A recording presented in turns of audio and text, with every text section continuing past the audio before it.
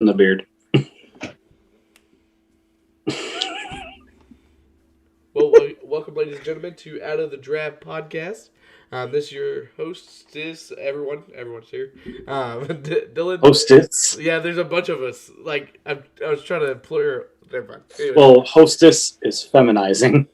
He's still learning equality. English. That's What okay. equality. I'm Dylan, and y'all can introduce yourselves.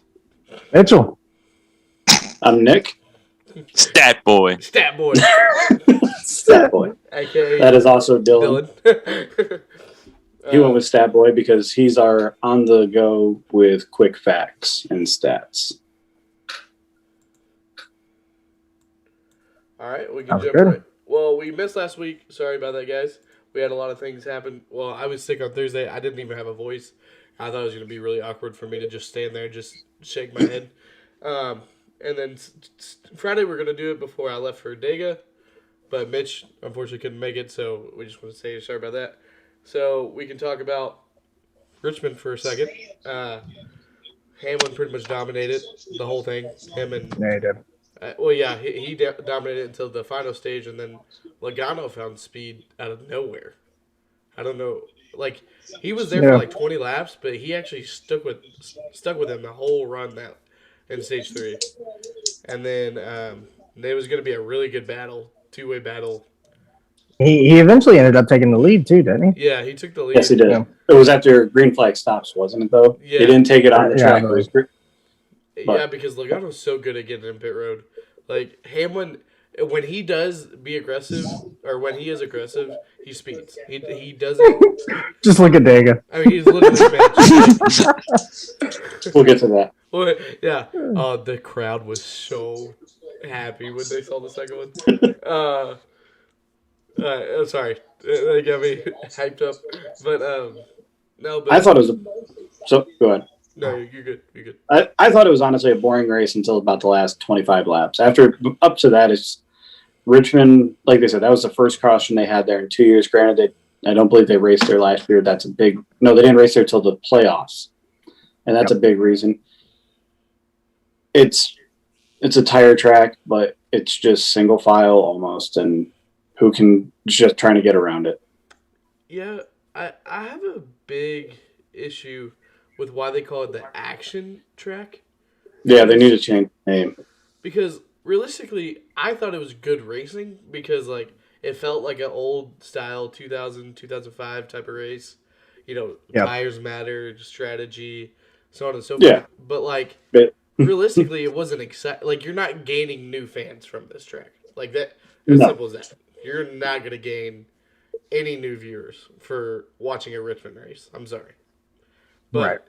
But the last 20 laps, I mean, that was exciting to have Bowman go out there and steal the win. Like he legit took it and stole it. Like he ran with it. And I don't if that run was 3-4 laps longer, he was not going to win that race. Whatever they did to him on that pit stop helped him tremendously. It basically got his tires right where they needed them. Anything longer, he loses the race hands down. Yeah. But that's how racing is. You got to plan for everything. They did it right too. Another interesting thing about Richmond, if you compared the final green flag stops, Joey Logano's and Denny Hamlin, I believe. Denny Hamlin had a better stop, but Logano pitted before him, which gave him the fresh tire advantage for at least, it was like 1 or 2 laps. Yeah, the 2 seconds faster on the track. Yeah. But that's impressive. The fact that they both had basically the best, like the stops you want week in and week out. They were what, like 11.8 and a 12.3? Yeah, Hamlin's like they were ridiculously fast stops. Yeah, Hamlin's crew did like 11.8 stops that race. Yeah. That's insane. Like which this is interesting when it comes to 4 tire stops. Bowman's crew has the best average all season long. Yeah, which is really odd. I didn't know that. It goes by the fastest 4 tire whole pit sequence. So that also is the driver itself. And so I don't think it's the driver really because Mm-hmm. don't really see him gain on green flag. No, that's just the amount of time it takes them to change the tires and go. Yeah. Oh, Stat Boy's busy.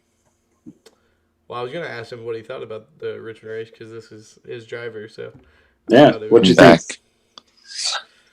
Kind of didn't know where Bowman was all day, and then I was hanging out with some friends. Got back to the TV, and he was there in the lead. When it mattered most. Yeah, That's true. So do y'all think Richmond's gonna get rid of since Bowman won? They'll never get rid of it. It's been around for so long. I don't know, man. I think- Bowman won. It's Bowman. That's true. He wins and he kills the track. It's true. The way it's going. I think that honestly, what I think would help if they put a traction compound on this track, the PJ one. Put it in the middle lane though, one up from the bottom. Just put it there because that bottom lane still is fast. That's preferred lane, but it's going to get more of that side by side action. And I feel that may help. It may create more cautions too, because then drivers are going to be side by side coming off the turns. You don't see a lot of that at Richmond. You try to get single file before they get back to the exit. Yeah, I think even two groups above the bottom would be nice too, because like it also gives fresh tires an advantage as well. Because if you do the 1.5 above, like they do at Phoenix, you don't even have the bottom anymore, right? Because like that's what they screwed up. So, That's why I'm saying let's do the one lane above the bottom. Okay, gotcha. So I feel that would make it better. Because that lane, I remember you look at the old days, like you could pass on that. Like you could make a legit pass. Now it's, if somebody's on the bottom, you have to move them, and drivers aren't moving anybody really anymore unless they've had a feud with them off the track. Yeah. Right. One thing I noticed and that I was happy about is SHR was a lot better at Richmond. Harvick pretty much rode top 5 the whole race until he had that tire go down, sadly. But he was strong all day. I mean, not a winning car, obviously. It was obviously a Hamlin and Logano show, as we know. But he was up there, and then I think Almirola ended up finishing 7th, something like that. He ended up coming home with the top 6. Coming home with the top 10, which is by far his best finish of the season. So I feel like they're turning the corner, getting it going in the right direction, especially on the short tracks at least. So yeah, that's good. That's about it for Richmond. Really, it wasn't much to talk about. Yeah, I say we go through Talladega, and then we'll get into the other little stuff because that's the interesting bits right there. I feel. Okay, yeah. So you just go straight into Dega. Yep. Yeah. We'll start with you, Mr. On Grounds. Oh yeah, I was there. It was Pit really road reporter. Pit road reporter. Oh gosh. No, grandstand reporter. right. He was the spotter. So one thing I want to point out from being there, lap 1 to lap 188 was aggressive. Like it felt good. Like that was the first super speedway race where I didn't even feel bored at one point, because they usually ride the train for stage 2. Usually stage 2 is when they go straight train. No, I feel like that was when they were more aggressive. They were constantly trying to make a lane. It felt like even if the lane fell apart and everybody got into the train, somebody else tried to make another lane happen. It seemed like. And then that was also the biggest crowd since COVID.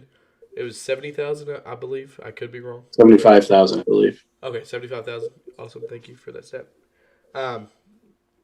Well, I felt like I was back at a normal racetrack, if that makes sense. Like it felt real. Everything the whole racing experience was awesome. I've been to tons of races my whole life, right? That was the first one that I felt real. Like I don't know how to explain that, but it just felt really good to be there. It was really exciting to see. Congrats to the 2 stage winners, because that was their first stage wins, Matty D and Bubba.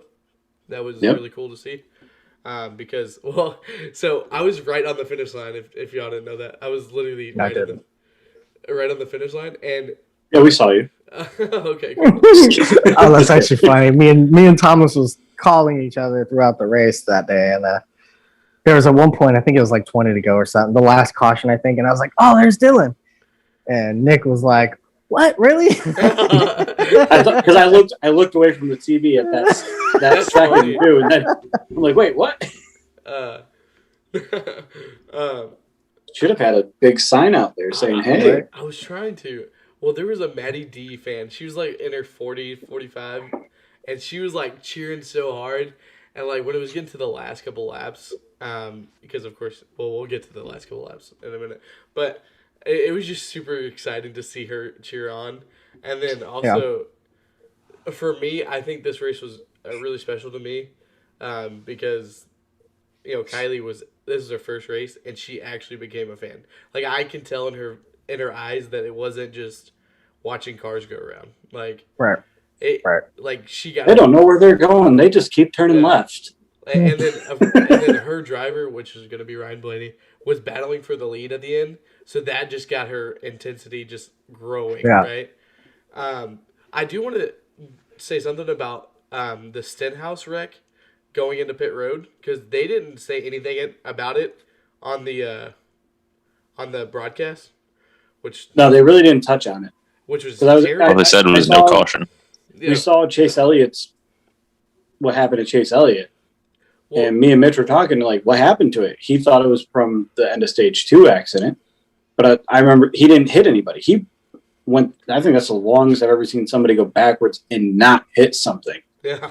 It was crazy. Like, so as the fans, we didn't even care that he got in. There was a lot of Chase Elliott fans and where I was at, which I believe it. awesome. But, like, it was like, it didn't even matter. We knew that he could go on and do it. But when they had that issue on pit road with Stenhouse ran into the back of him before he was able to like scoot off into the wall. But they couldn't get the fuel cell all the way full because of it, because the way they hit, it crushed that. And so he had to save fuel from pretty much that point on all the way till the end of the race. And so that's why he wasn't up to speed at all. He was just letting people by. The whole race, just to let off the throttle, which was pretty cool. I think somebody should owe Chase Elliott an apology. But no, like I said, they didn't even really touch on that on TV. Like they went through, this is what happened throughout the race. They talked about Denny Hamlin with his double speeding penalties. They talked about the wreck at the end of stage 2. Didn't even mention Chase Elliott's in that. And that's a big incident. Like that there just took out one of the competitors of the race. Like, I mean, it's just like how Kyle Larson from the start. Oh, I got a pit instantly. Lap 1. Do y'all know what happened with that? Hendricks, somebody left a piece of plate between the radiator and the ductwork and caused overheating. Somebody's getting fired. When I heard what the reason was, I was like, "Oh shoot!" Like Cliff Daniels. Like how do you forget that? Like, I bet you from now on there will be a yellow tag attached to that comes out the front of the hood. Like, hey, did you take me out? But that's Larson's luck at Talladega. He's always had that like weird stuff happen to him. It's just his restrictor plate luck. I don't think he'll ever like be involved unless the whole field wrecks, which is funny. But I think for him, a goal for plate racing should be to just finish in the top 10. Finish a race. Just finish a race. Yeah, finish. What do you guys think about the stage 1 wreck? Oh, Logano? Amazing. I feel like that was just a racing move. Hamlin got a huge run on Logano, and he ducked out of line. It was either if he hit Logano, it's just going to stall it. He had a huge run, used that momentum, and I think when he turned out, he got hit again. Correct? From yeah. So Stenhouse clipped him. So at that point, you're going around. If you don't, if you're not going around, then are you in the back with other people that don't really drive up to speed? Yeah. Right. Yeah, I mean, like you said, yeah, it was just a racing incident, but I saw a lot of criticism, obviously from Logano, and then from a lot of other drivers afterwards that they got to keep the cars on the ground, man. I mean, yeah, they're safe, and that's amazing, because we don't want anyone to get hurt. But I mean, Logano said over the radio, the roll cage is in my head. That's that's something that also shouldn't be part of the fact happening. that he's the tallest driver in the field. Right, and I do understand that, but it wouldn't be an issue if the car never came off the ground. And I think that it does need to be addressed. I think that what could fix it is getting rid of that big spoiler. Like, granted, that big spoiler, that there's the roof flaps deployed, but that big spoiler just pushed all that air back down and underneath. These cars aren't designed to go backwards. Like Junior says, big ass spoiler is a big ass problem. Right, it goes right back to the COT cars with the wing on it. I mean, obviously that's a little bit different, but when they turn backwards, pretty close. It literally just lifted it right off the ground with the way those were designed. But yeah, they gotta drop the spoiler, and obviously to do that, they gotta drop the horsepower. No. So. Well, I actually don't think they need to drop the horsepower. I know that sounds crazy, but the reason why they're even making contact is because of the runs. I think they're going too slow. Does that make sense? Like, when they're in the clean air, they're going too slow. When they're on their own, they're slow as hell. Right, because of that spoiler. I think if they just cut that, like, not even, you don't have to do much, just maybe an inch, right? And you can see a big difference on what type of run you'll get. And it's easy enough to block. But okay, so look at it this way. If they get rid of that big-ass spoiler, we're going to go to that era where they were the box cars. It was the same car, just didn't have that spoiler. They didn't run a big spoiler. They had the little spoiler. We had the tandem draft era. I don't remember a lot of cars flipping over during that era. Well, remember in 2010, the type of spoiler that I think we should run, when they got rid of the wing to trade it out for the flat spoiler, it actually created really good speedway racing. Because it had the tandem, but like, remember 2012? 2012 was the best years. I was just using the tandem because when we lost the tandems when this new spoiler came in. Yeah. I'm saying like that era. Yeah. I wish that we would bring it back. I think they will, hopefully with the new car. Yeah. That could also change a lot too with the more airflow underneath going forward. That is, that'll change a lot. I mean, obviously we don't.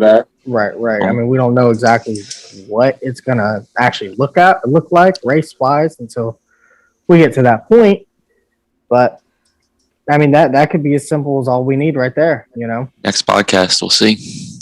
Yeah. Cars get revealed on May 5th. Well, I mean, two of them already revealed. Yeah, that guy got fired. That's for sure. Yeah. I saw something. What if it was actually NASCAR doing it? I feel like it was. I feel like it was here's a glimpse. Because you notice it's not up close. It's not in detail. They're kind of blurry pictures. Why wouldn't they do Toyota the same way, though? No one likes Toyota. Well, I feel like Toyota was in front of Chevy there. Maybe. Yeah, you might be right. Or directly behind the Ford. The Ford, yeah. Yeah. But Toyota's not coming back. They will. Could you imagine? Oh, that'd be a good day. I don't know any rear-wheel drive V8 Camry out there.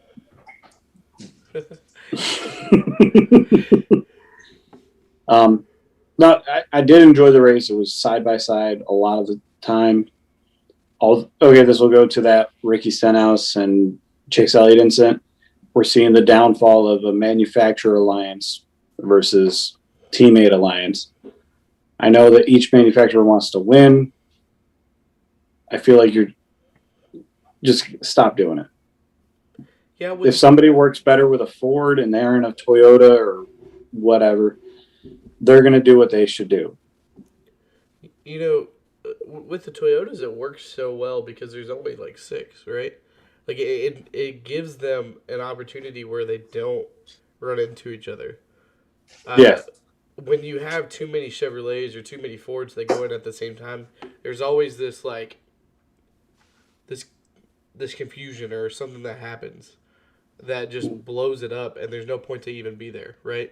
Like, Right. but back when in 2013, 2014 or whatever, it would be Hendrick Chevrolets with Ganassi. That's it, right? And it would be the Stewart Haas people with whoever. That's back when they could talk to each other too, wasn't it? The drivers. No, that was a little further That was back. tandem. Yeah, that was tandem when they could talk to each other. Okay. That was cool. Yeah, it really Oh, was yeah. cool. Because you'd be like, "Yo, Harvick, push me." Right. Shake and bake. Shake and bake, baby. There was no more of this stuff out the window. You know, ironically, I was watching some video the other day. I don't know what it was. It was like a Martin Truex video or something. There was a clip where it was like 04, 05 Dega or something like that, or Dega Daytona. I don't know. It was a super speedway, something like that. Mm-hmm. And so Junior radios in. I think it was an Xfinity series that they were Busch back then, but I know Xfinity what you're series. talking about. Radios in and is like, "Hey, tell Martin some code," and it was referring to a video game, a NASCAR video game at the time. Yeah. And saying like, "Oh, this," and Martin immediately knew like, "Okay, we're doing this," and they ended up basically tandeming is what they did. But I was just like, man, that was just interesting. But No, it is because like Dale Jr. created the tandem draft, like Mhm. Yeah. in real life. Yeah. Because remember when he did it in 2008 to McMurray, and like he pushed McMurray all the way to 10th, and they were back Yeah. 30th. Like Oh, that's crazy. Well, another thing that's interesting, like when I think about the whole hand wave thing, is the whole Tony Stewart, Jeff Gordon situation when Stewart gave the way. This is back, I think, when they were single file restarts. Gave the way for Gordon to push him, and Gordon just sat there. I know what you're talking about. By that time, just sat Stewart, there. like 10 car lengths out, all by himself, sitting duck. Yeah. And they just like Yep. that's a long time to sit there when you're by yourself and nobody else is going. Wasn't that the 2005 Daytona 500 too, where Jeff won? Yeah, I think. Yeah, I it think was. so. Yeah. It That's just funny. like you lost the race right there. And as the leader when there was single file, I hated single file restarts. I really did. Yep. Well, like I kind of like it on regular tracks, but like super speedways, it was just so stupid because like they would just stay single file, right? I don't like them on any track. Oh well, I mean now I don't, but like it was okay like back then. But they would just stay. Tony single didn't file, care. and then they would like back off, like you would just see them just stop, and it was just like Yeah. it's dumb. The stop and goes. Yeah, no. Overall, though, very great race. Then the ending. Oh, it was a green white checkered overtime. Yeah. Mhm. One of them. One attempt, right? Truex. Yes. Oh God. I was okay. I'm surprised he didn't come to pit road. I honestly think, and I was going back and trying to find his spotter audio. Every time these guys are driving constantly. Oh, I have a tire going down. I have a tire going down. Doesn't matter where they're at. And that he did that, and he lost control of his car in turn 1 and 2. Well, no. So he actually came to pit road. Oh, he did. Yeah. It blew really? Twice. Yeah. Okay, so they don't. This is the disadvantage of watching on TV. Right. Yeah. So he lost it in turns 3 and 4, when he let off from the pack because. Yep. So he was battling for the lead, and all of a sudden he just dropped right out of nowhere. Mhm. Yep. And then I was like, ooh, I was getting so happy in the stands. Of course I was. And then I saw him lose it in 3 and 4, and I was like, oh my gosh, a caution comes out. Well, they didn't throw it. I was like, what? Why? Well, he didn't spin out. He just kind of like he did this thing and kept going. Yeah. Yeah. And then he went down pit road. He came right back out. They didn't fix the I guess the panel or whatever, and it just blew. On the Oh, wow. next lap out. Yeah. So Which he previously already had damage from the stage 2 crash. yeah. So Which thank you, Hamlin, for being too aggressive for no reason. Me and Mitch were talking about that. We have no well, idea. that was kind of, in my opinion, that was Kozlowski's fault. Really? He came up in front of Hamlin. Yeah, It's Keselowski's, and I mean, Yeah, but Yes Keselowski and no. was clear. yeah, I mean, yeah, I know. Keselowski was clear, but Truex was pushing Hamlin. They had a big run, and Hamlin just ended up having nowhere to go and went right into the back of Keselowski. Truex kept pushing. but It's at the Penske same cars time, at like, Dega. if I was Denny Hamlin, I wouldn't have even been in that situation. The next Right. car that was He lapped down shouldn't was have what, been. a half a lap back? yeah, it was the 52 car that couldn't even stay with the pack. Yeah, like, bro, I would have just. It was I'm unneeded. just going to keep my car clean. We're coming to the end of a stage. Get out of the way. I'm the lucky dog. And that goes back to the Hamlin chokes, everything. Like, he literally does. He had the best car. He legit had the best car out there. He could go through the field as fast as he wants. And like, Bubba was impressive too. oh, yeah. I mean, Bubba just Like Hamlin calling out Bubba. Oh, he did call it Bubba. He was like, you ain't going to work with your teammates? Oh, it's just like Yeah. a 500 again. He's like, You know? trust your damn teammates. Yeah. But at the same time, you got to give Bubba, like, the opportunity to actually go up there and lead laps. Because this Right. Yeah. he Lead knows- laps and learn, you know. He knows that he can win these races. Like, he has the car. I mean, With plate tracks, yes. I Plate track and short tracks. I don't think he has it on the intermediate tracks Oh, just no. because it's not even it's a skill asset. yeah. It's This is it takes more to be good at those tracks than short tracks and super speedways. I'm not saying he won't be there. Right now, he's still learning with good equipment. yeah. And, like, you can see that he's definitely improving from the 43. Like, just because, like, you can see his aggression level he's not pushing the car too much. Like, there's a Right. moment in the 43 car, he would just, like, overdrive everything. And that's just because You he's should. And The that's 43 looked good. what do you mean? Eric Jones is whipping that thing. Oh, I swear. Well, thought I think Eric Jones was is- winning, for I a thought second. it was too. With the Tusca, I can't remember it now, unfortunately. Yeah. But I think Bubba will definitely win a race. If it, like, not this year, but next year. I do give him next year. Because you can just see the improvement that he's making as a Yeah. driver. Forget the team. The team will eventually grow, right? Because it's Yeah. Toyota backing and Hamlin's money, and so is Michael Jordan. So that'll continue to grow. Oh, Mitch. Oh, there you are. But I can see Bubba actually improving. You can just tell that all the pressure that he used to get from himself is starting to go away. Like, he's starting to humble himself. That's what I want to say. Because he, at the beginning of the year, he was like, "Oh, we're getting in the playoffs, winning 2 races." Who says that? Like, that you're just putting too much pressure on yourself. And then now, Yep.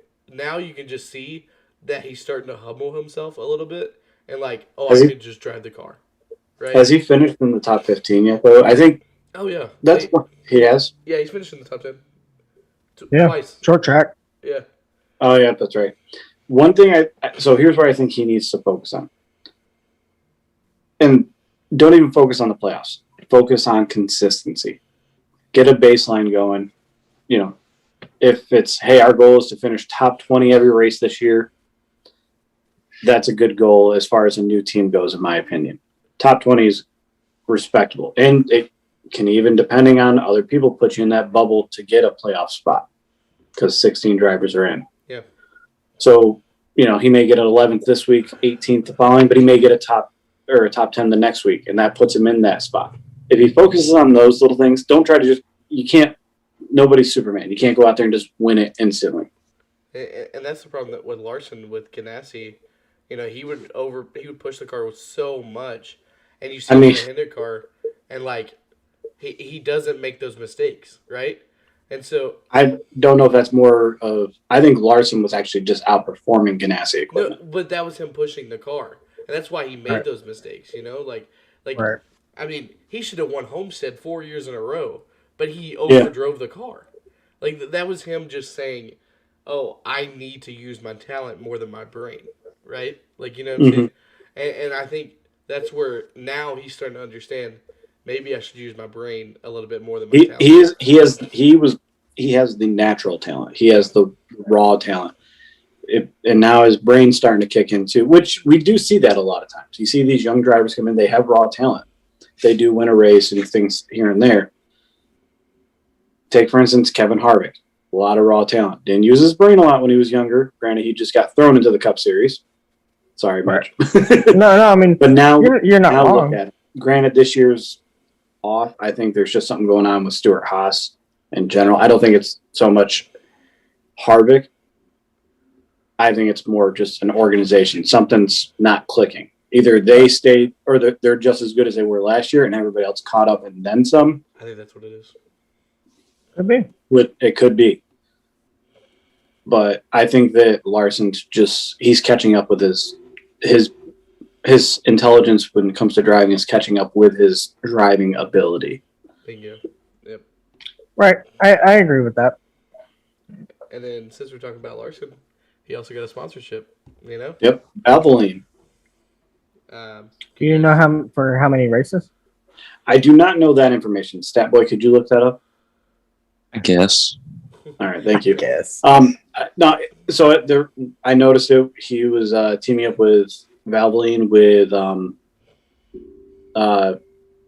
William Byron, which it's good. I mean, essentially, it's essentially Hendrick backing in a way without the Hendrick name involved at all. Because I mean, they're all sponsored by Valvoline on that team. It's on all their cars. It's the engine oil that they all use for their equipment. So it's not. I wouldn't call it a full-time sponsor. I do expect to see it on maybe one or two races, though. Right. Yeah. I would definitely expect like 2 races. I don't think anything more than that. Yeah, I don't. How many times did they sponsor Alex Bowman when he was in the '88? Maybe 2 or 3 races. Twice. That's what I like that, yeah. That's Not a lot. what I see it as.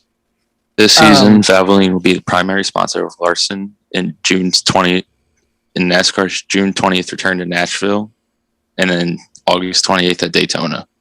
Okay, so 2 races. Oh, and playoff Bristol. Okay, that's good. 3. So good. That's But good. that's good. That it's getting him out there because he's going to get sponsorship. Somebody had to take the They're chance. slowly coming. And I think with Valvoline stepping up, granted, like I said, they are more of a team sponsor than a individual driver sponsor. I feel that that's going to open the door for somebody else. Who it's going to be, no idea. He's not going to get back any of the other sponsors he had before. But we'll see where he goes. But that could be, that could really be in the talks of Dale Jr. too, because like Valvoline is with Dale Jr., right? Like he pretty much runs the Valvoline sponsorship. Same with Helmut. No, he kind of brought it in with him because And Mountain Dew. Hendricks used to be Quaker State. Yeah. So wonder if like he can use some of that JRM sponsorship to help sponsor the 5-car next year. That could be really big because let's say, is it Bryant? Is that the one that? What's his name? Brian Vickers? No, Allgaier. Is it what? Brandt? Yeah, that's Brandt. what Brandt Agriculture. They're heavily invested in just Allgaier. Like It's been that way for the beginning of Allgaier's career. Well, after he left Penske, but yeah, since he's been with Junior Motorsports, that has been his sponsorship. Like he goes on vacation trips with the CEO of Brandt Agriculture. Isn't that like that company where he's from too? Isn't yeah, that why? I believe they're from the same state. Okay, I believe. Yeah.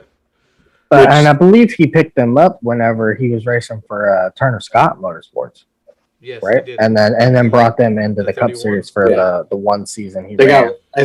been together like 8 years now. Yeah. Probably longer than that now, honestly. But yeah, it's been a while. Do you honestly see?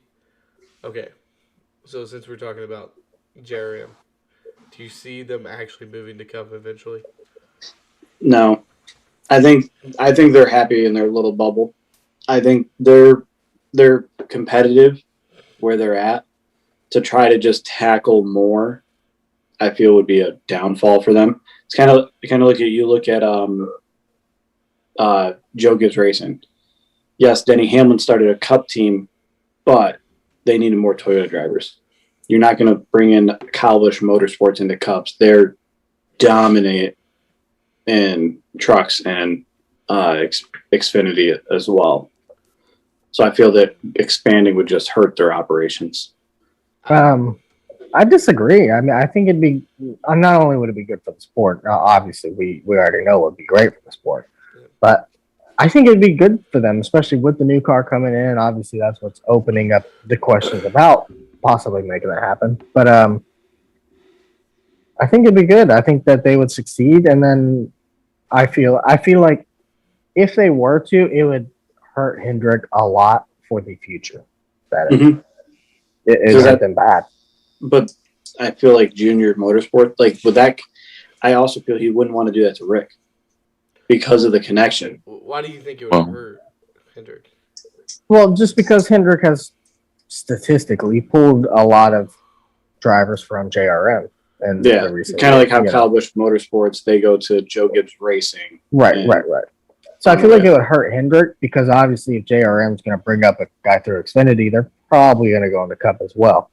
Not always. I mean, obviously, things don't work out that way, but I feel like it hurt Hendrick.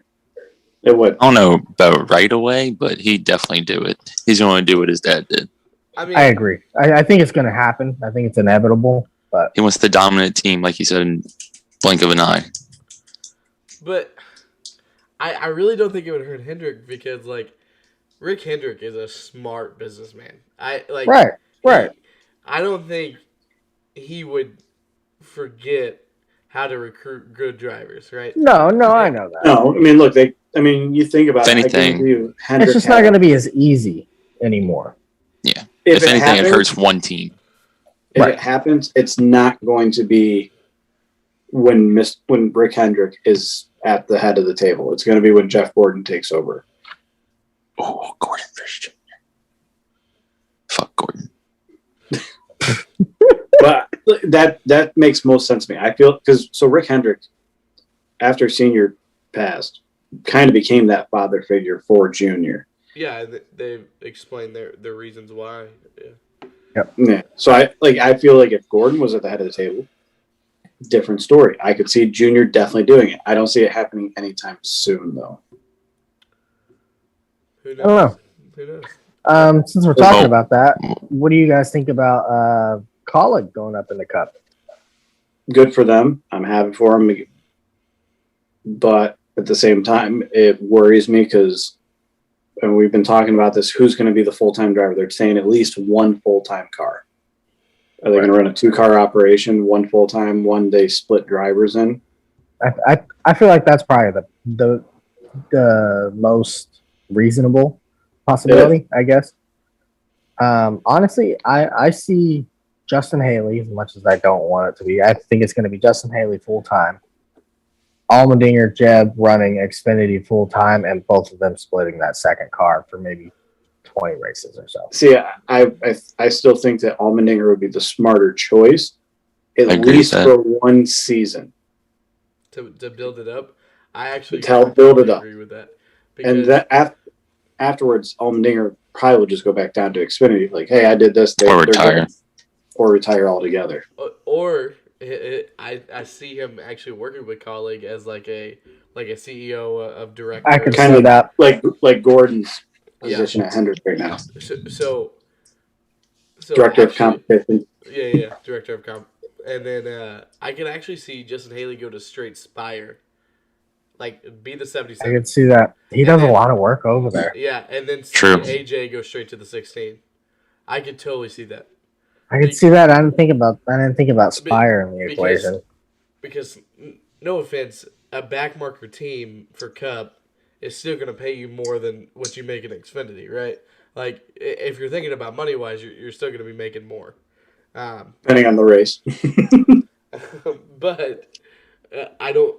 Maybe Justin's not thinking like that. Maybe he's thinking like, I want to win races. But I feel like it would be a smart idea if he goes out and goes to the 77 and kind of proves himself versus staying in Xfinity, winning, plate races, right? You know what I'm saying? Like, Well, that's the only problem is that's Like- all he's won, plate races. that's my point. Yeah. Like, and I don't think he's gonna win a regular race. And I think he can in Xfinity. I don't think he's He's not a bad short track driver. He's pretty good on short tracks and road courses. He's been decent there. yeah, But I think the AJ with really helped that road course right. experience. But with Oh, who we got in the field right now, I mean, obviously we know Cindric's moving up next year, so who knows what it's really going to look like short track and road course. But That's I mean, an short track. place at Cinder. Short tracks are kind of covered, you know. I don't know. That's a good question. I don't know who is replacing Cindric, but Yeah, I've personally said it's gonna be one of the Thor Sport drivers. Just because, But they're Toyota back now. So I mean, I understand going from trucks to Xfinity to Iron Cup. did it. They I was gonna say they do that a lot, but at the same time, it's Penske. Penske is very dependent upon growing from within. They I think it could come from the Ford Performance School or whatever it is. Haley, We see that on Haley, Briscoe's. Haley didn't know. God, Yeah, her no. too. But It's- I that didn't is- think about that. I didn't think about that. That actually could be a reasonable person because she's from that. That's where they pulled Cindric. That's also where Briscoe came from, which he did do work over at Penske for a little bit before he went full time with SHR. I could see Haley going. I feel like Haley's going to be with. I didn't think about that. I mean, I agree. Or Riley could go to the 22. That's what I was just saying. Really just destroyed the Penske program. Did you see While we're his still paint talking scheme for about Darlington? No.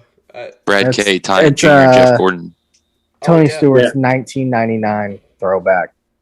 Oh, that's good. Yeah, I saw that. That's all right.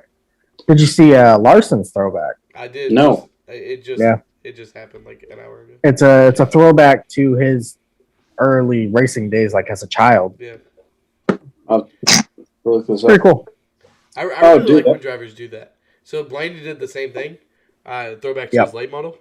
I love when drivers do that. I know that's like not respectable to the older Right. I feel like it's generation, kind of cliche, but but it's so cool to see like a dirt paint scheme or a late model paint scheme on a cup car. right. It's With that, with the I mean, SpongeBob lettering on the Hendrick cars. What it reminds me of. I mean, after so many years, you got to start doing something. I feel like Yeah. I've been thinking about it a lot lately. In the next year or two, I feel like we're going to see a Kevin Harvick throwback. Obviously, Kevin's going to run it. I think it's probably going to be the black and silver Goodwrench throwback, though. That'd be a good one. I mean, with Mobile One, But- that'd be nice. Nah, exactly. I- With Mobile White One and Goodwrench. or Jimmy Johns. Jimmy Johns would be Or- perfect for that. Or Eric Almirola with Smithfield would be good with that too. So Yeah. the year that he retires, well, I think they're gonna pull a Hendrick. Yeah, it'll probably be all four of them. Yeah.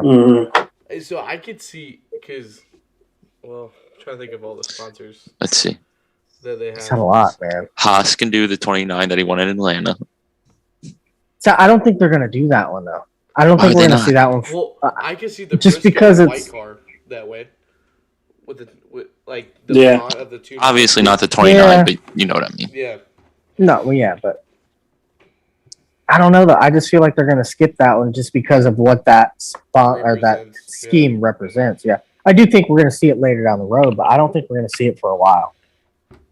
I think it would be only respectful if Harvick ran that white one, just until he Yeah. retires. Now afterwards, it's a different story. Right. Mhm. But well, we actually have a special episode for that, Darlington. So please watch if it comes Yeah, back because Yes, I so many already paint said it. schemes. Bro, he's had so many through the years. And of course, they could even throw back to the Xfinity. We've seen that before too, or Yeah. trucks. Yeah. You know, A throwback to a truck car, like for trucks, to a to Bro, car car is you- actually funny. you know what I did once? Back in the NASCAR 15 and or Inside Line, one of those with the actual good paint booth. Yeah.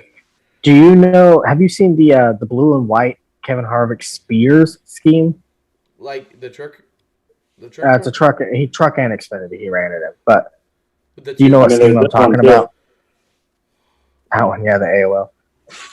Look that one up real quick, Thomas or Stat Boy. Step boy. Just look up Kevin Harvick Spears scheme. But I did a throwback with that scheme with Ditech on the hood. Yes. Thank you. Bro, Blair's it killing looked- it. But It looked perfect with Ditech. It was the perfect blues that matched. It was so good. Oh, that's good.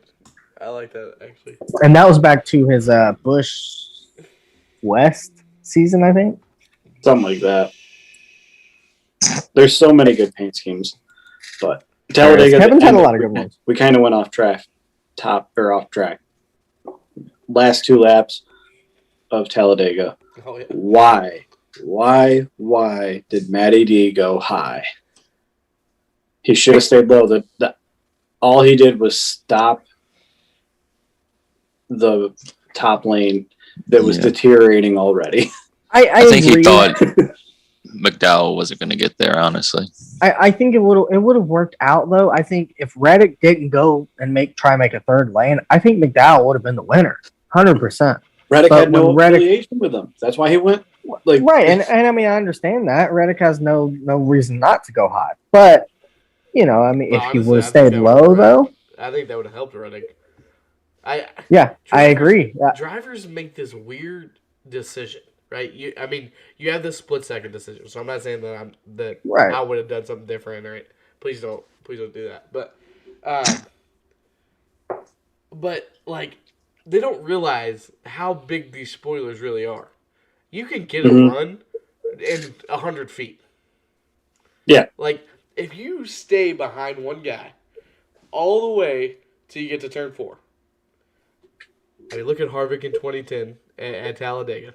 He waited until the very last moment. The last second. Well, look at Kyle Busch and Alex Bowman when Logano won. Logano was out 15 car lengths by himself.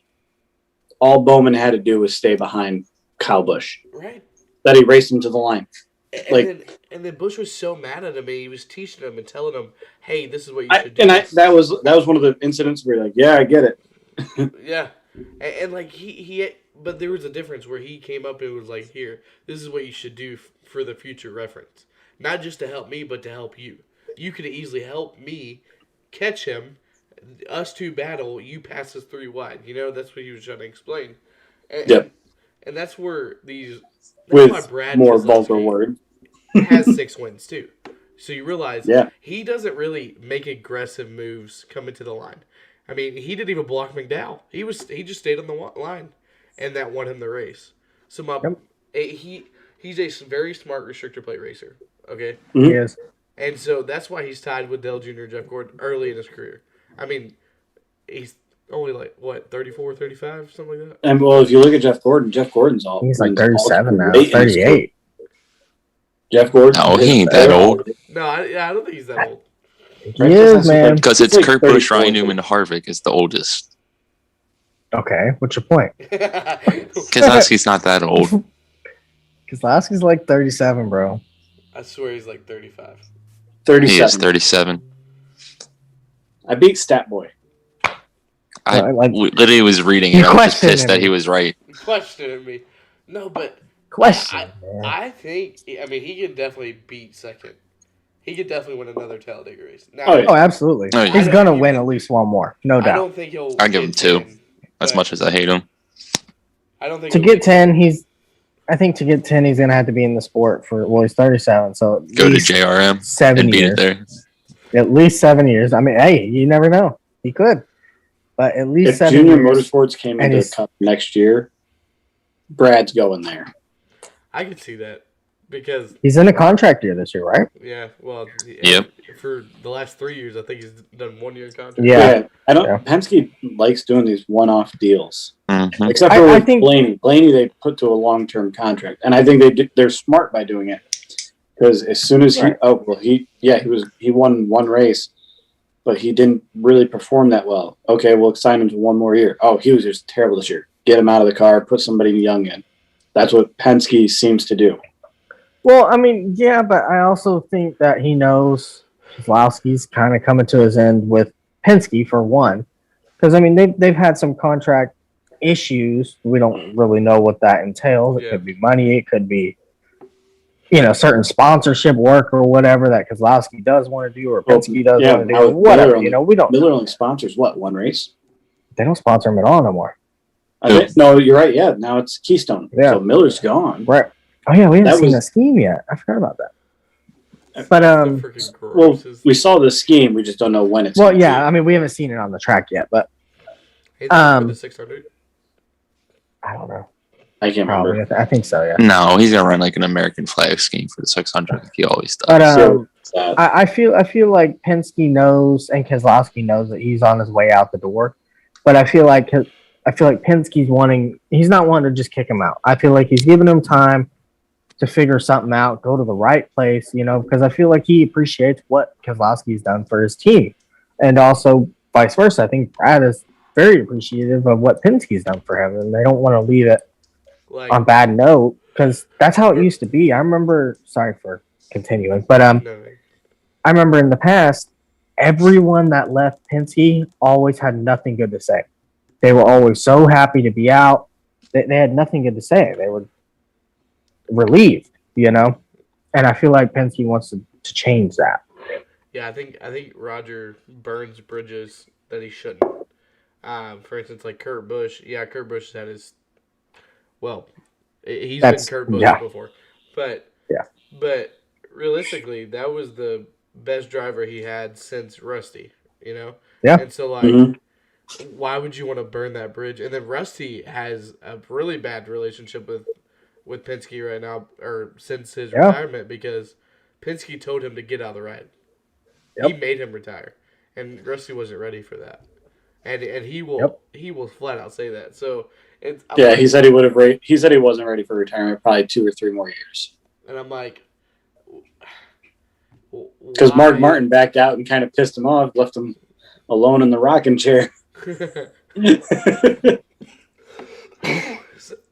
that made me choke. No, but Roger, no offense, he makes these deals with a lot of, obviously he owns IndyCar now. He owns Indianapolis and all this stuff. Everything. Do you think he's company. more about the money than the actual relationships that he's building?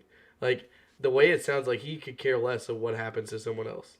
Like, no, right. I'm not saying that who he is, but from the outside perspective, that's what it looks like. That's what it looks like. That's interesting. But if you look at like the old days, like because Rusty Wallace was in a contract. I can't remember with which team, but he was struggling to get out of the contract because they didn't sell so much merch or whatever. Penske bought the merch to get him out of the contract so they could hire like all these stipulations, and there was a third team involved to buy so that they could get the driver out of it, to put a different driver in their car. It was this whole speculation. Like Penske, he's a businessman. He's not there to make friends. He's there to make money. Make money, right. Yeah. Right. And I feel like his perspective has changed on that the past 15 years or so. Well, you realize, especially with 15 left. Right, but especially with opening up, obviously Indy. I mean, I personally don't know how long he's had Indy. I assume a while now, but I feel like he's obviously still a businessman, and that's not going to change. I mean, like you said, he just bought Indianapolis. That's a business move, Shut up. But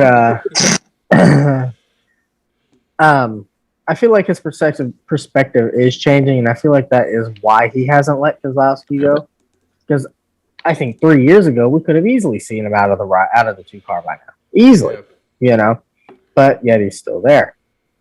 So I feel like you said earlier, Dylan, he's not. I feel like he's not trying to burn any more bridges. He's trying to leave them on good notes and not only continue his own legacy and make people want to come here, but it also this is the only thing I noticed. He's helped.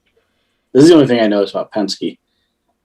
when you look at Ryan Blaney, Joey Logano, and Brad Keselowski, they share sponsors.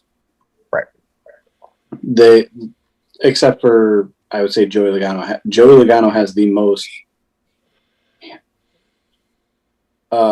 in-place sponsor with Pennzoil. You don't really see it on the other cars. You don't see it on Brad's car. Brad's is the Money Lions, Discount Tire, and whatever the PFG or whatever. What is that? PFG, the bank. PFG Yeah. Bank, yeah.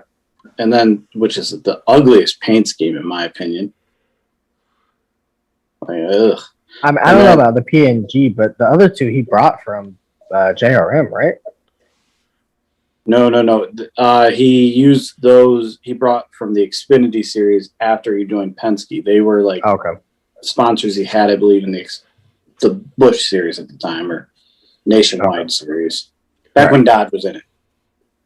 Wait. Correct? Well, Discount Tower, yes. Yes. That was his old sponsor. But Right. the one paint, what company is that? It's a painting company that Which him one? him and Blaney have together. PFG. PFG, yeah. Okay. I'll just make sure I'm saying that right. I'm sorry. That's all. Right. I think it's PFG. It's the huge. Yeah, I think PFG or PNG or something like that. Yeah, PNG. I think that's what it is. PNG. PNG. Yeah. Honestly, that's the best paint scheme Penske has. I think it's the ugliest. Really? I like it. Oh, I noticed Cinder had it on the car this week, but he had a silver front end instead of white. That sounds weird. I don't remember that. where'd you go, DCD? Sorry, Dylan. Stat boy. Fat boy, Step boy. He had to step away. Apologies. apparently. But no, like Penske, this is going to sound terrible. I wouldn't be surprised if they're out of the sport in 10 years. I could see that. Holy. I mean, honestly, I agree completely. Not only because, God forbid, but I think Roger's not got many days left. But I think whenever that time comes, they're leaving the sport. I don't think they're going to stay. I think that's going to be it. Which, Yeah, if they're I think they're fully on their IndyCar. So. they're That gonna as well. they're gonna go to an ownership stakes of things. They're gonna get out of the competition, and they're gonna focus on creating competition.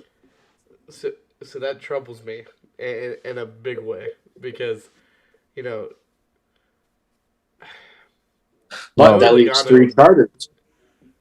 Joey Logano and Brian Blaney. Okay, forget Keselowski. Because Keselowski, I feel like was going to leave anyways. Let's say let's say if it happens sooner. Let's say it's 5 years, right? Well, Logano still has a lot of racing left. Like, yeah, he's older, but he still hasn't hit his prime yet. He won't go back to Toyota, so he'll stay with Ford probably. Yeah. And He'll either go Stuart Haas Or some other team that has opened up in the meantime. But, pics are in group chat. Oh, he's not. He's Stat Boy had to step away for a while. I guess he had something come up. So, well, not step away. Stat Boy left. No. Okay. So I didn't understand what he was saying there. his notes for the does it have his picks? Yeah. That's good. We'll start with him though when we get to there. But yeah, I mean, I can see Pendrick out of. I can't talk. I can see Penske out of the sport soon. And I when you think about it, they've been in since what? God, I can't remember when they first came in the sport. 80s? Yeah, mid 80s, I think, something like that. With the new Stat Boy, Nick. Stat Man. 80s. Yeah, I want to say like 84, something like that, 83. Actually, no, I think it's a little later than that. I think it's 86. Because 72. I think he was still 72. Oh, all right, earlier. Okay, so even my How parents late weren't was- even thought of. Mine were. Well, maybe one. One, yeah. I think the other. It Well, I was like think technically They, the other they was didn't too. they didn't jump right into the top level. They started. It looks like they started at the bottom, like the Can-Am series at the time. So they worked. They built the program. Right. So I mean, who knows though? But that's the thing with NASCAR too is how many of the original teams are still left? Wood Brothers, Petty. Well, even Petty is a different type of team. It's a real. different Right. team, but yeah, it's weird. Because, like, You could, I would say Richard Childress just because they've been around since. Yeah. Richard's been there a while. Yeah, he's always been racing. He just never was good, and then he hired Dale Senior to do all his winning. I think he has a win or two though, don't he? yeah. A couple, Yeah. but I'm saying he That's what I wasn't thought, very good. His No, I know, grandson he races wasn't. just like him.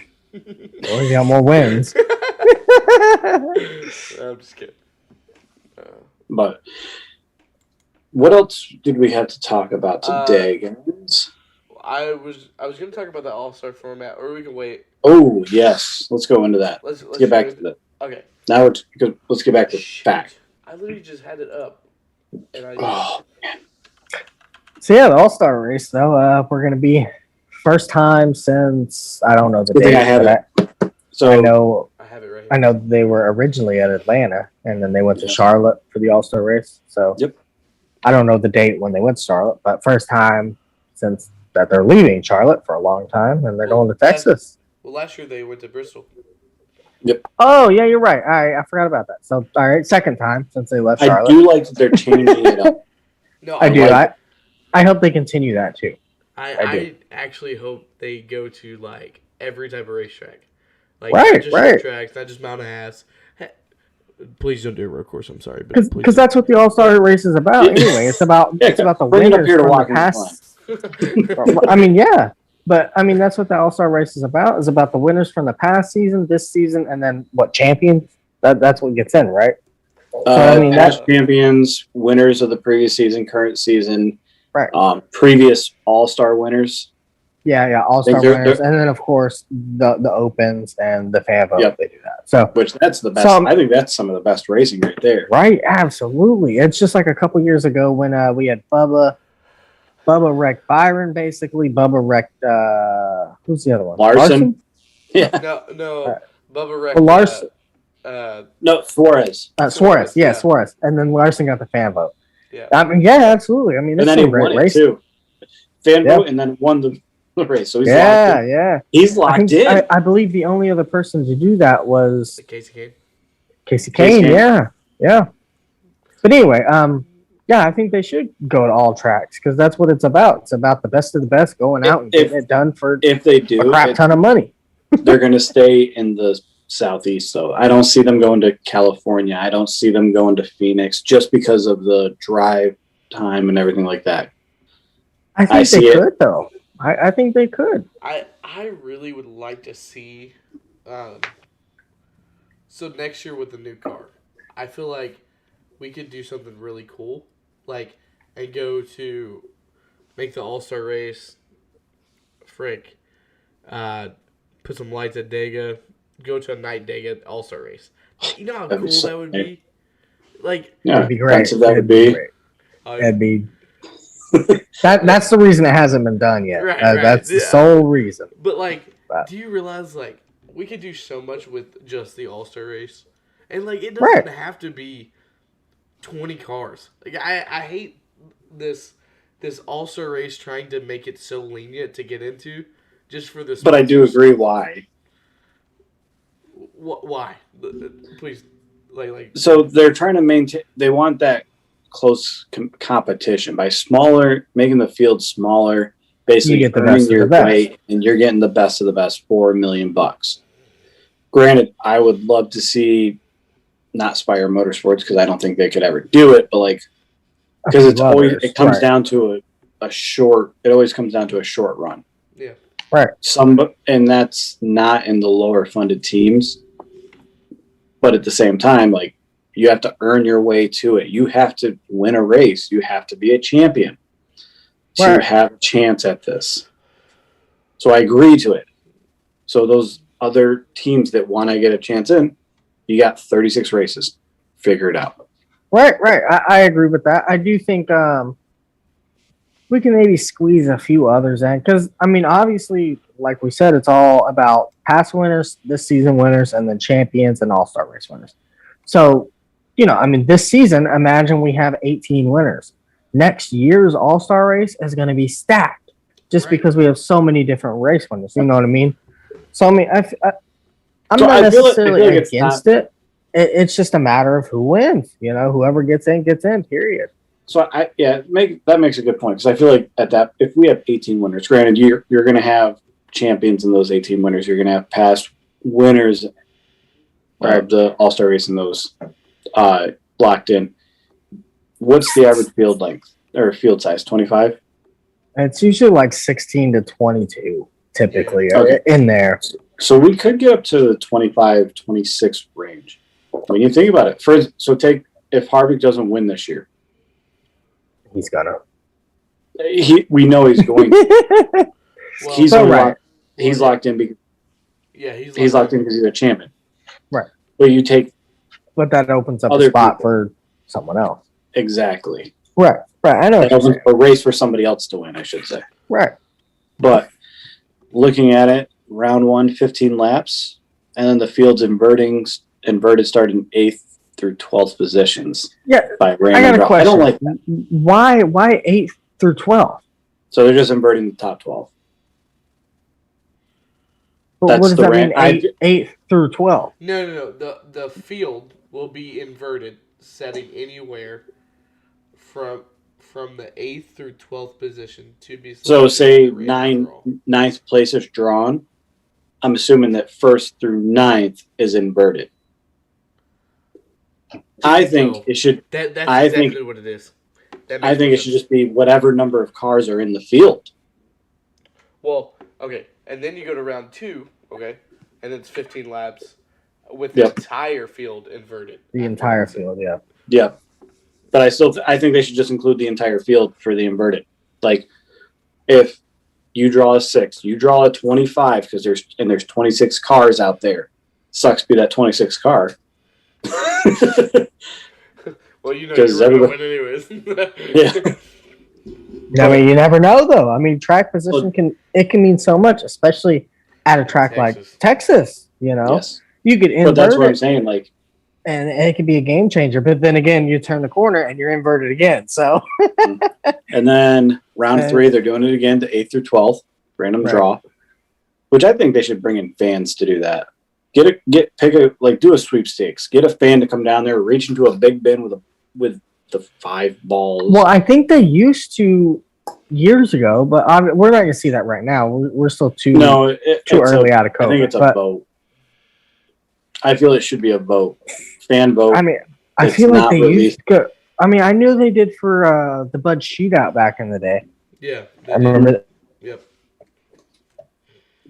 A different fan every draw, but yeah. But then round 4 is just 15 laps. Nothing special. 15 laps. Perfect. Yep. Round 5, which is the longest. 30. 30 lap run. The lineup of this round will be determined by a cumulative finish for the first 4 rounds, with the best finishers starting from the pole. All cars must enter pit road for a mandatory 4-tire pit stop during this round, and the crew with the fastest will pocket $100,000. Now, is that $100,000 each member, or $100,000 divided by? 100,000 divided, I'm sure. Yeah, but that's still a hell of a bonus. Yeah, because that's true. Like 8. There will only be 8 there, so. Dude, that may be that could be so if there's only. Well, there's what? How many over the wall? 6 guys over the wall. 6, yeah. So 6 divided by 100,000. That could be. That's what, 15. Believe so. I'm sure that also includes the crew chief, car chief, and all that stuff. Yeah. So it'll be 10 probably. Okay, so 10 people. So that could be a $10,000 12-second bonus. I mean, it's a nice bonus. 12 seconds. But they also took away from the race winner because of this. So it used to be $1 million. Now it's only 900,000. Oh, really? I didn't know that. Well, either way, though, that's still cool, It says though. it. So, which I don't know why we would do that. Just give them $1 million and then just give the pit crew 100. Like, Right, really? right. Like you're already spending $1 million. Who gives a fuck about the 100 extra? And then you can just say round 6 since you're there. Round 6, 10 laps. Cars will be lined up according to their finish position from the previous round for the final segment. So the pit stops for the live or the last one aren't live? Oh, they're live, but you maintain your position. Well, yeah. I mean, it's not like you don't lose spots or gain. No, you don't lose or gain, but that's a focus on pit crews. Yeah. Right. And that doesn't take into, I believe it's not going to take in drivers. Like, that is just the pit crew members. Right. So, The stop itself. you have no excuse for speeding. You have no excuse for getting out of the box. Well, I think it's got to be a full legal stop. I'm just saying, like, it has to be a full legal stop, but, like, I Are they can going see to somebody qualify and losing. do the same type of qualifying that they used to do at Charlotte? No. I don't even want that. Not I wish. Now with this. I loved that Me shit. too. There liked was it. nothing like that. Watching them cars come flying down pit road at 180, like there was nothing like that. However, That was so exciting. I missed the old pit crew challenges. I Where agree. They pushed the car. Those were awesome. Those were usually the night before. Yeah. Yeah, because that was like no drivers were there. It was just like they were there watching. Those the were team, but awesome, man. They weren't dealing with the car. It was push your car, and every year it was Right. Jeff Gordon and Denny Hamlin fighting for the fucking lead. It really was. It was always Jeff and Hamlin. What they have to do? One or just like a 4-tire stop and then push it to the line or whatever. They would all do their own tests, run to the other side of the arena, and start pushing the car. As they finished, more members got there and pushed the car across the finish line. Okay. Yeah, it's been a while since I remember watching that, so I don't remember. But the quite longer the the task, goals for or the quicker the task, so like the fuel man was always the first done. So he's the farthest away from the car. So he has to run past everybody. Right. And you just pray you didn't miss a lug nut. Because they assess penalties. Yeah. Right. Yeah, I remember those. Those were cool. They should absolutely bring that back. Absolutely. I say do it at the track though. Don't do it in this arena. We got pit road. Like not during the race. That's what you said. I know that. Okay, but I mean, like you were like, wow. And I was like, wait. I know that. Yeah. I'm just saying, like, what would they do though? Just do it on pit road? Yeah. Yeah, so they would pit a car, push it all the way down to The whole pit road? No, not the whole pit road. Well, they would probably do the end of pit road to the. Yeah, Hamlin's team got a whole 10-minute, 20-second. Bro, you earned your keep. Right? Doing that shit at Dega. At some point, though, it's just. At some point, it's just momentum though that pushes it. No, let's do the longest pit road, Martinsville, the whole friggin' track. Oh, no power steering. Phoenix. Oh, that's even worse. Yeah, that's Phoenix, even worse. Yeah, Martinsville. that's basically going around the whole track. Yeah, Yeah. pretty much. Phoenix would be the longest, I think. Oh God, can you I imagine? don't know. They would have they'd die of heat stroke before they made it. Oh, there goes one crew member on the ground. Oh, he's being run over. No, by the other team too. But no, I'm looking forward to the All-Star race. I hope they put some traction compound down. I hate Texas now, and it's going to be like this for another few years. There's no excitement. It's been slowly getting better though. Well, The track is slowly. now. I wonder if they don't put the traction compound because I know this contradicts to what I usually say. Like I want side-by-side racing, but in 2017 we had the best Texas race with the new pavement. Okay, that The spring or fall? the spring one. Are you okay? That's when Jimmy Larson and Logano was battling at the end of it. Yeah. That was the best one we had, and we didn't have, the traction compound. Well, now we have the traction compound. They should not put it in 3 and 4. I don't know why we do No. it. No, not in 3 and 4 at all. It's not needed. They haven't changed it. It's just paved over there. Yeah, 1 and 2 2, though, yeah, because it's less banking. But 3 and 4, it's not needed. yeah. I don't know why. Like, I'd love when they run the bottom of the track, and then you'll see people run like the middle lane, but you can't do that anymore because right on the edge of the PJ1 is the fastest. Like, if you run a little bit higher, you get too dirty. If you run a little bit lower of it, you can't get the grip that you want. So it's just like, I don't know. What I think would be nice that they like this would be my dream track if I could make one. Give me the flat turns, like turns 1 and 2, or new 1 and 2 at Phoenix, and give me that Texas 3 and 4 banking. What, in one track? Yes, give me that Can you imagine? Yeah. It makes me feel like we're playing Tony Stewart's dirt racing. That's true, but I just and you can't say it's not doable. It is totally doable. It's doable. I just don't know how the hell the cars are going to handle it. Okay, I'm not saying like flat, but like give me little less banking where the car can kick out on you. It comes down to drive, and then give me that high banking on the opposite side or something. We have the technology. Yeah, it would just come down to like a Pocono. I feel like I don't think it would. You don't think it would? No, just because the car setup would just be so different. Than what you you could. It would be tough to see it. Do you want to be good in 1 and 2? Do you want to be good in 3 and 4? Well, 3 and 4. You would want to be in the best and the most off throttle part of the track. Mm-hmm. So 1 and 2. I think 3 or 4. You want to be best coming off going to the line. True. See, look at that. We just made another track. Yep. Another track. Let's pave it, boys. California. I know you're making like a Bristol long version of Martinsville, but take notes here. Listen to us. Make the Martinsville Pocono track. Come on. Yep. I wish shape it like Darlington though. Making an egg as well. I'll be honest. I miss that's Gateway, isn't it? Pretty much. That's Gateway. Like I miss old Pocono. I miss the old Pocono Raceway. I feel like it was more racy. Now, since they repaved it, it's gotten worse. Yo, the old Pocono is so hard to drive. Holy cow! Yeah. It was. That's when Denny Hamlin won him in his rookie year. Because didn't they pave it the next year? No. A couple years after. It was before that. No, they paved it in 2012.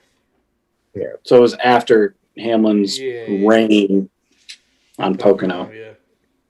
Dude, I remember he won those rookie year. I'm like, oh, who's this guy? He's winning. At Pocono. At Pocono. Like it wasn't even like he was just barely like he was. Bye guys. And then he's cut a tire, wrecked, and still won the race. Yeah, I swear. Wait, is it Cup, Trucks, and Xfinity today or next week? Oh no. No, just Trucks and Cup. Oh. Now you got me looking at it. That's right. Yeah, because they're off this week. Yeah, I was looking at it earlier. I was looking at the field, the entry list for the truck, because obviously I know Cup, but I was looking for the entry list for trucks to determine my picks and so on. So yeah, I don't know much for pick. Well, hey, it's the Bushy McBush. Oh yes. But before we get into that, because that's getting closer to the picks. Cooley Grayson going full time next year. Are we excited? Yeah, but we just said who. Are we excited about it though? Do you think they'll do absolutely. Good? I am so excited for that. I think I don't know what it is about Kaulig racing. They just put off such. I call it Kaulig. They put off such an energetic vibe, and obviously, I think it has a lot to do with the drivers they bring in, but also just Matt Kaulig himself. I feel like I feel like their head is in the right place to be successful in NASCAR. I like what they're doing. Obviously, they haven't won a championship in Xfinity. I think they've been close. They just haven't had the right combination, driver, and coming. so on. But yeah, absolutely, their Xfinity championship is coming, and I think they're going to do good things in Cup. I don't necessarily know if it's going to be right away. How I think it pissed depends off? on because I'm sure they're going to start out with some sort of affiliation with some team, Hendrick, RCR, don't know, probably Price. RCR. Spire. Well, I'm thinking a big team because Yeah. right Yeah. now I believe they're affiliated with RCR, correct? No. I believe. No, I think they're on their own in Xfinity. Oh, are they on their own? Okay, well then Yeah. they're doing a damn good job then. But I feel like How- they're going to come in and be affiliated with a big name team though. Get either the engines or the chassis right off the bat, They should quick. totally go straight, put their money where their mouth is, and put it in Hendrick. Because They should. I agree. I Because if they agree. go But straight RCR, it's just They're another RCR. They're another RCR. no offense. pretty much. How upset? No, I mean you're not wrong. Chastain is. What? Not upset. I think Chastain got what he wanted. No, I think he also got what he deserves. Not that he doesn't Yeah. deserve more, but he got what he deserves. I think he's right where he should be right now. Yeah. And honestly, I don't think he's done a bad job. I know that he hasn't No. performed well, but like, you gotta realize this is the first real Cup ride he's had. Like, Yep. he was in start and park rides. For Yeah, literally. So like, people's giving him so much grief, but like, I mean, Well, they're comparing him to Kyle Larson. Like that's what they're looking at. They're like, look what Kyle Larson did in that car. Look what he's not Kyle Larson. Right. But at the same time, Kyle Larson really didn't do much in that car, honestly. no. Excellent. Excluding the wins, he didn't do nothing. He Damn. didn't really lead laps. Really, he didn't run top 10, top 15. Really, it was just Well, kind of and when he did lead laps, so he dominated the race and then lost it Right. at Yeah. S10. right. But he just didn't do nothing noteworthy, really. Yeah, the When only he year was in that that was car. noteworthy was his rookie year in 2014. Yep, and then the 2017. following 2017. Oh yeah. Okay, That's yeah. when he won like 5 races. Or whatever. Three or four. Yeah. We can go on to picks if you All want. We'll read Dylan's real quick. We'll start with him. All right. Okay, we'll do the truck picks for him real quick, and then I'll read his Cup picks when we get to that. His truck struggle pick is Tyler Ankrum. That's about right. Yeah. Needs a good run. He picked Johnny Sauter. I actually picked the same thing for that. Well, that's good. That's good. And winner, Crafton. Okay. Mitch, since you already said one of your picks, you might as well just go ahead. Yep. Yeah. My struggle pick, I also picked Johnny Sauter, just like him. I just think he's gonna struggle, honestly. My race win pick, I'm gonna go with Todd Gilliland. I think the race is gonna come down to a green white checkered, or not. I'm sorry, not green white checkered. A fuel mileage race, in which we've seen him come close a few times. I remember Charlotte 3 years ago. He almost won there in a fuel mileage race. Ended up coming like half lap short, something like that. But I think it's gonna come down to that, and Gilliland's gonna get the job done there. What's the other one? Struggle, win. Who needs a good run? Who needs a good run? Right. Who was I thinking earlier?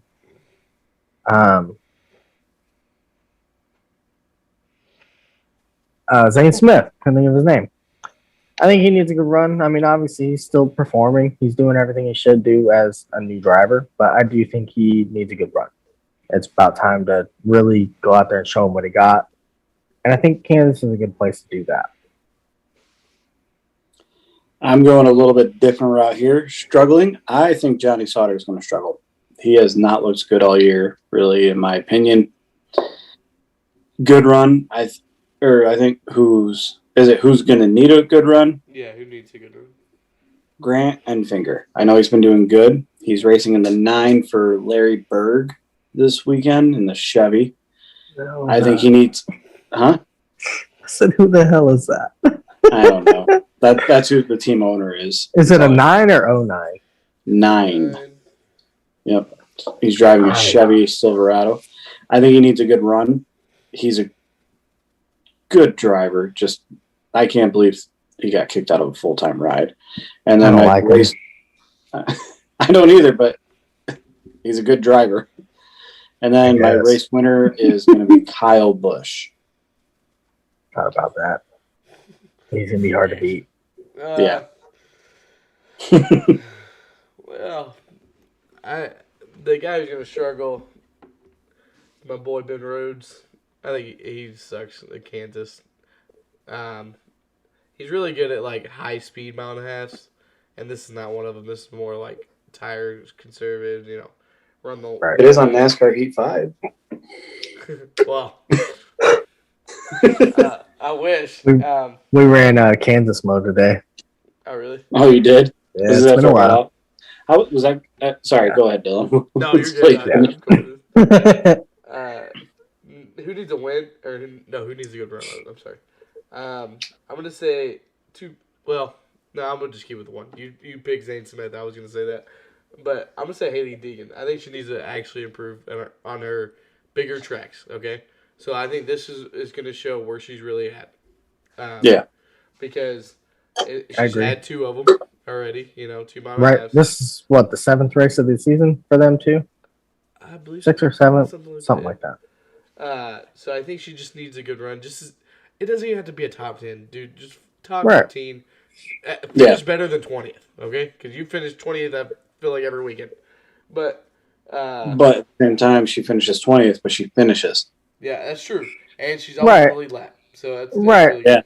And she has had some mishaps where 5 to go, 10 to go, she gets wrecked or Yeah. whatever, and it's not her doing, like, No, it's her spotter, TJ Majors. well, is that her spotter? Yeah. Yeah. It's Majors. Wow, I'm actually surprised, but well, I don't even think it's his fault. She's No, just it's been not. caught up. I want to throw a dash. Right. I just think she's been just caught up in some stuff that she can't control, and now fix itself in time. You start to avoid stuff, better. That sounded so messed up, but you start to avoid stuff better, Yeah, I mean, hey. My winner actually is going to be Todd Gillen. I actually had the same pick. Wow. Wow. So did I just go with like the really conservative pick? Yeah, I picked Todd because I think KBM is, of course, the strongest team in the They field always are. again. But I don't know. I feel like it's going to come to either a green, white checkered or fuel saving. I think he's going to get it. I just have this feeling. So I feel like Kyle Busch has redemption after Richmond being beaten by Nemechek. Granted, that's his own truck. He did win. Yeah, I feel like Yeah. he won. That was the second win of the season too. Oh, yeah. I think right now Nemechek is championship favorite for the Truck Series. Oh, Oh, yeah. absolutely. He by far has the most experience, and he's in the best equipment. They're realistically, in our eyes, or at least in my eyes, and Kyle Busch's eyes, there's no reason he shouldn't win the truck championship. There isn't. If he doesn't, it better be something happened that was not his fault. Like I mean, they traffic jammed in front of him and spun out, and he had nowhere to go. Right.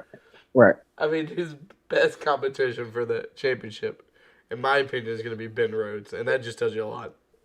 Yeah, I mean, just Well, Ben Rhodes. I is agree. just- Well, I Fourth mean, win of the year. I disagree. I mean, we still got Sheldon Creed in the field, and then of course we still got Zane Smith coming up. yeah, but I don't know. Them GMS trucks are just not. I agree. They're not where there. they were last year. It's I so agree, weird. but it's still early in, and then Hey, also Chase Purdy as well. He's got a lot of talent. Chase. but- Cup Series, Dylan. So many or let's chases go with, these I know, I days. swear. so many, I know. But I Chase can't- is I a wish badass Chase- name. No, I wish Chase Elliott went with his Clyde. real. I think Fine. that'd be a bet. That'd be so much better. That's just not TV worthy. No, it's not. Clyde takes the lead. It reminds me of like the old days. Who's it gonna be, Clyde? Or Chase. It's Clyde William Elliot, Yep. Yeah. the second. Yeah. Isn't his, That's his Bill's dad's- name as well? Yeah, Yeah. Clyde William. Where does Bill oh, Oh, Bill. William. And Yeah. then Bill. and second is another name for Chase, because you're chasing Yeah. something because you're second, and so that's Yep. why his nickname is Chase. Yep. If you didn't know that, I don't know. Like, No, More I didn't. few fun facts for you. I know Where's everything. Stat Boy? Where's Stat Boy? I know everything. Well, Stat Boys, Bushy McBush, 400 picks. Oh God. Who's going to struggle is Custard. Oh, well, I mean, that's kind of simple. Who needs a good Okay. run? Busher. Well, that's pretty cool. Yeah. And then race winner of the Bushy McBush 400 is Joey Logano. That's what he says. That's not bad. I can see all those being true and happening. Honestly, that's decent. Mm-hmm. What do you got, Mitchell? So who I think is going to struggle? I think we're going to see Chase Elliott struggle. Honestly, I think He's won here though. I know, but I think he low key has a lot of pressure on him right now. All three Hinder guys have gone out and won. I feel like he thinks he needs to go and do the same now. I think we're going to see him make a mistake, maybe hit a wall early on, coming out of the corner, 20, 30 laps in, something like that. And of course, that ain't going to help it, and he's going to struggle. Honestly, I think it's going to be a bad day for him. Who I think needs to perform, I think Kurt Busch. I mean, he's had some solid runs this season, nothing crazy though. But I think he needs to get the ball rolling. He obviously is coming up on his years. I feel like he needs to make something happen and make it happen quick, especially if he wants to make the playoffs, because as we've seen this season, people are winning. They're knocking them wins down, and if he wants to make it, he's gonna have to win because Kurt is not a point guy. My pick to win, I'm gonna go with Harvick. I've liked what I've seen with SHR. They're coming around this season slowly, but Kevin's got 3 wins there, tied with the most with like 4 other people. Yeah. You know who got the first 2 wins? The first 2 ever there. Yes. Well, Kansas. They started racing Kansas in what, like 04? 2001. 2001. They were in 1 race a year. I don't know. I'd say Gordon, maybe. I'm not sure. Correct. Really? Yeah. Yes. Guess who finished Okay. second both times? Kevin? No. I don't know. Ryan. Newman. Wow. Well, anyway, I feel like that's I know. I remember Harvick won the What's first. they doing? I said I feel like that should be your who needs a good run pick. I don't know why. Newman. But yeah, I think Harvick's gonna win. Like I said, they've been coming around Stewart House race, and I feel like he's just gonna go out. I feel he starts 4th. I saw earlier. I think he's gonna honestly just go out and dominate. I think we're gonna see the old school Kev. Well, not the old school, but the most recent Kevin. Right. Well, not even last year, honestly, because really Kevin didn't really dominate. I'm thinking more of like 2014, 2015 Kevin. I think he's going to go out there, dominate. No one's going to have anything for him. My picks. Who's going to struggle? I feel that Austin Dillon is going to struggle. I don't think he's going to. He's been doing really good this year. I just think he's going to start slowly fading back through as we get closer to the summer, and then he'll start picking it up again towards end of summer before the playoffs. Who needs a good run? Chase Elliott. After last week, and granted all of his teammates having wins this year, he needs a good run. He gets out of here with the top 10. Great day for him. My race winner, I have William Byron winning.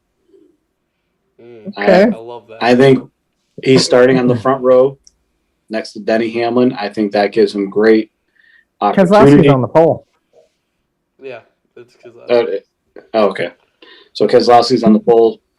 What are you Byron, talking about? William Byron starting second. I think that he's going to take full advantage of this. I think he's going to get a comfortable lead at first because we have seen where Chevy dominates on the mile halves until late in the race. I think that they're going to get everything worked up and they're going to get the W. Like hair on my face, sorry, I guess. I was going to say, what the hell are you doing? No, like, Yeah, so do I. I got hair on my face too. no, like Same. there's like something in my nose. Right. I get actual hair on your Yeah, face. it's- Yeah. I see can those- tell the way we were like grabbing at nothing. It's awful. So who's gonna suck? Kevin Harvick. I know. So when That you was my said Chase second Elliott, I pick. was like, oh, he's gonna think I'm saying this on purpose. No, I actually think Harvick's gonna suck, and I mean, it sucked to his performance at Kansas. So I'm not Right. saying he's gonna straight up He's not going to be a 30th place car. He's going to be right. He's gonna top struggle. 15. He's not going to be like short track Kevin Harvick suck. No. Yeah. no, he's not going to be Martinsville playoff style. Right. But he's definitely gonna struggle. We're gonna see it, which is sucks because it's coming to his type of race, Busch and McBusch for the Busch. Yeah, Right. Like, I know, it's just, we he's all got to want- make it happen, man. We all. I think they need to put Harvick on the car like they did last year. Yeah, they need that's to for what I this was saying. race. that would be. So It would just be, funny. it would be so ironic. It'd be great. Like, Yeah. It would be. Oh, coming down the race for the lead, Kyle Busch, Kurt Busch, and Kevin Harvick in the Busch car at the McBusch or Busch. Whatever. It's a tongue twister at that point. Who needs For to real. win? Chase Elliott. I actually do agree. I think he's in this weird slump. Now, I do not think that he is in a slump where for himself. I think himself he is very confident. I just think Right. that they are focusing so much on the playoffs that they may Yeah. miss it without getting a win during the regular season. Now, But at the same time, I'm we've not- talked about this before, where the new way that they've gone to testing things Yeah. Which that could be biting them right now. yeah, and it could. yeah. And plus, we got 5 more road courses before the regular season ends. So Oh, he's gonna definitely get a win. Like, I think he's going to win Road America and Watkins Glen. I think the other ones are, and the Roval. I think Other than that, the other two, I don't think he. I Oh, think yeah. we're going to see Briscoe win the Indianapolis one. yeah, I really yeah. do. I do too. That's funny. I think that's where his one win this season is going Or- to come. And obviously he's got the experience there, but What if Austin Cindric racing? Because I He's could see racing him Coda. winning. He's racing Coda. Okay. Because I could see Austin Cindric winning. I could see that too, but I just He I doesn't don't know these think companies, that- really. right. And neither does Briscoe, obviously, but he's obviously getting a whole lot more experience. Oh shit.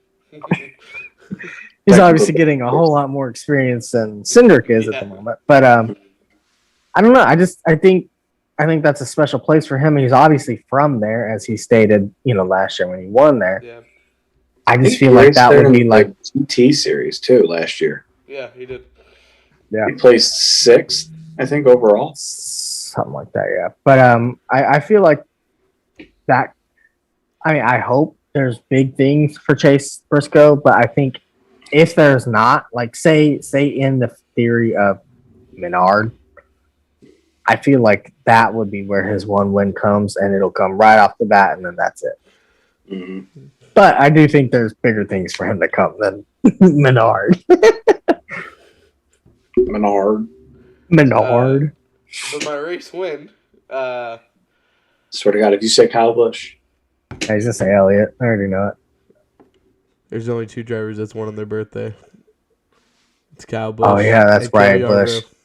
Yep. It's Kyle Busch's birthday. He's gonna win the Busch and McBusch 400, and I not because they've been good. Please, they have not. they haven't been good. They haven't been bad though. But he Right, but- performs when it's all on him. Okay, and so this is type of this would I mean, be his it's- type of win, right? You know what I'm saying? Like, I could see him winning the truck race, and then being like, "Oh, let's follow it up because tomorrow's my birthday." Yada yada yada, and then like just crashing out on like lap 12. Yeah, I can see that too. I mean, but I just, Ryan Blaney's been tired of him already this year. no, but I could see the storyline coming up where it's Kyle Busch, Kurt Busch, and the Busch car at the end of this race. On a green white checkered. It's gonna piss That'd be me great. off, dude. That'd be great, bro. Dude, just Like- imagine Clint Boyer saying that. You just grab my beer. Let's go. Where's my bush? There's Which bush plenty is of them getting the out bush? there. And he'll be like, y'all know who I'm going for? The Busch car. You know, I feel like the trophy for this race should be a Busch can. Dude, Like I agree. a giant one. Dude, That'd be cool. so nice. And then Harvick has to That'd go be with cool. that. Like, I'm sorry. Yeah. Like, if he doesn't has win it, to. Has to. if he doesn't win it and somebody else did, that would be in the front of my motorcade every weekend. Just, And I park next to Kevin Harvick, so he has to see it every time. just imagine freaking Cole Custer winning it, and he just puts it in the Oh. race shop on purpose. Oh, that pissed me off. He'd probably fall off the car celebrating. I mean, like you did before. Yeah, Well, maybe. Well, Where was that at? that was Iowa. That's right. yeah. I mean, his neck just doesn't add up. So he's just like a bobblehead with no neck. Well, I mean, in his defense, he was like looking at the sky and pouring 2 beers down his mouth. Standing on a door gap that big. No, you're Right, you're right. No, I just, Right. I just mess with Cole Custer. He looks like my ex's best friend. I know it sounds weird, but like, Why are you talking about your ex in front of your current? no, it's she doesn't care. No, but so she looks just like her, or he looks just like her, and it's so weird. It's like I'll show y'all a picture after the podcast. Super funny. But anyways, it's 11:52. I think we're done with the podcast. Holy crap. Thank you guys for watching. That was a fun one. Time just went by super fast. Yeah, it really did. We got off topic quite a bit. Apologies. Well, actually, I don't think we did that much, which wasn't bad. No, I mean, We honestly, dove we into the just weeds kind a of little bit. we talked about Penske for a while. I think that's what did it. We did. We talked about the old hag, but thank you guys for The old hag. listening and watching. This is Yeah, Dylan, absolutely. Nick Mitchell, also our stat boy DCD, aka Dylan. Well, peace out. See y'all. Have a good night.